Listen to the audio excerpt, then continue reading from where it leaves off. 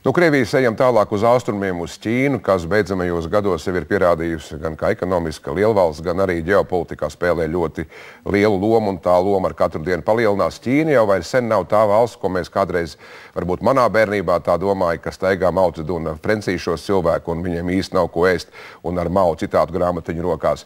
Ķīna šobrīd ir kodola lielvalsts vispirms, otrkārt tā ir kosmosa lielvalsts, par ekonomisko brīnumu, kādu viņš šobrīd uzrāda beidzamos gadus, jau vairākus gadus no vietas vispār nav ko īsti runāt, un neviena vairs īsti nepārsteidz, ka 80% pasaules rotaļlietu ražo Ķīnā vai 85% pasaules mākslīgo eglīšu vai 90% rāvējslēdzēju, un tā tālāk, un tā joprojām par Ķīnu varētu faktus bērt un stāstīt.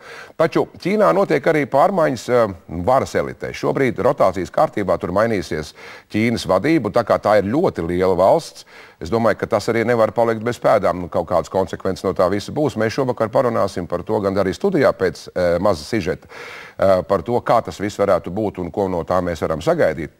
Ķīnu ir liels spēlētājs, bet sākam ar Āri Jansonu sagatavotu materiālu.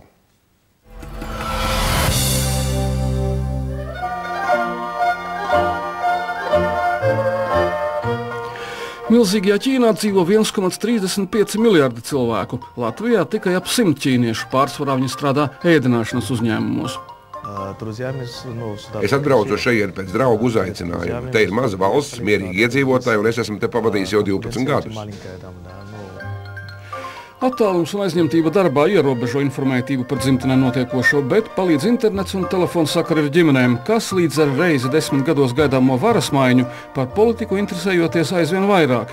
Ķīnā vienīgā un valdošā komunistu partija daudzos tematos saglabā noslēpumainības plīvuru un kadru galvenos jautājumus izlemēs slēgtām durvīm.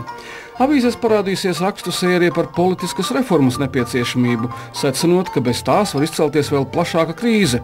Kopš 78. gada Ķīnas kompartija likusi likumi uz savas stabilitātes sasaisti ar ekonomikas augsmi.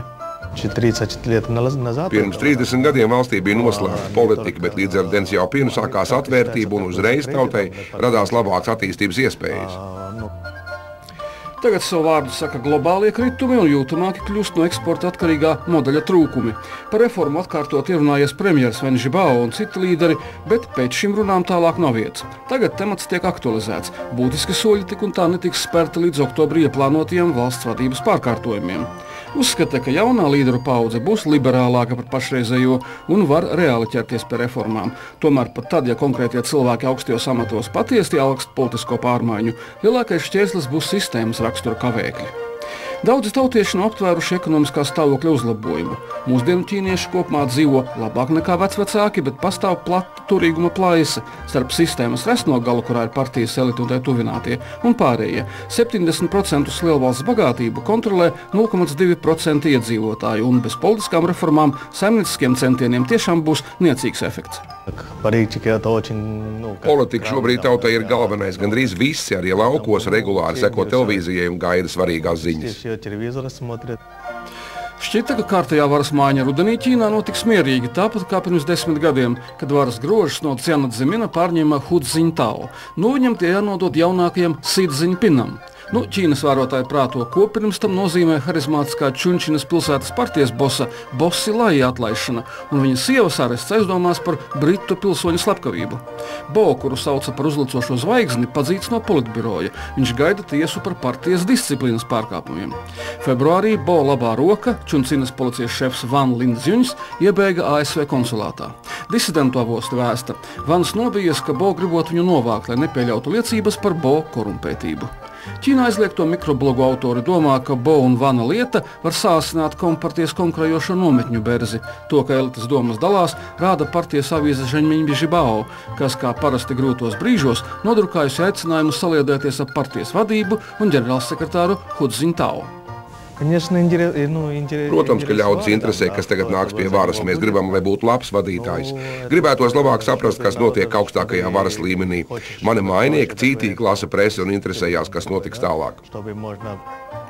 Tagad jāvēro, kas notiks ar citu augstu ierēdni, partijas CK politiskās un juridiskās komitejas šefu Džou Junkanu, kurš piesadzis Bo. Epoch Times raksta, ka premjers Wen Jiabao iesakot atklāt Džou noziegumus pret Faluņguņu garīgās kustības biedriem. Partijas virsotnei Džou noziegumi sen zināmi, bet tik skaļa krimināllieta skartu partijas pamatus. Partijas bosi nevarot vienoties, kā Džou atcelšanu no amata skaidrot tautai. Tomēr izskatās, ka viņš būs nākamais upuris, jo Ķīnas internetā par Džou pēkšņi uzpeldējušas nelāgas ziņas. Viņš sarīkojas auto avāriju, lai nonāvētu pirmo sievu, viņa dēlam esot $3 miljardu mantība, viņš palīdzējis Bo nopirkt ierīces, lai noklausītos CK pastāvīgo locekļu sapulces. Un runā, ka arestētā Bo sieva, gribot izvairīties no nāves soda, atklājusi Džou plānus sagrābt varu un gāzt nākamo līderi, Xi Jinpingu. Ķīnas kompartijā cits pēc cita krīt vēl nesen ietekmīgākie ierēģi no Dziana Dzemiņa neoficiālās frakcijas. Visus šos 10 gadus tai bijusi pat lielāka vara nekā līderim Hu Jintao. Ja šis domino efekts atraisīs jaunā līdera rokas patiesām politiskām reformām, notiekošais varbūt nav tā sliktākā zīme.